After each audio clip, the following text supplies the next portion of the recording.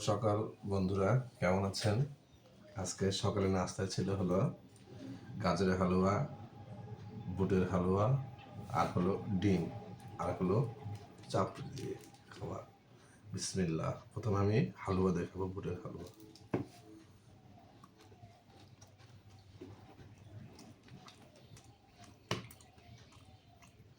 খুব মজা। বুটের হালুয়া দিয়ে চাপড়ি খেতে খুবই মজা। আপনারা বাসায় অবশ্যই বুটের হালুয়া চাপড়ি ট্রাই করবেন।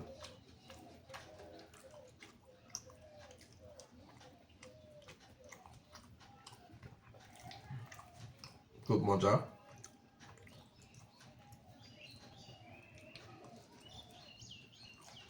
সকাল সকাল সুন্দর একটা নাস্তা।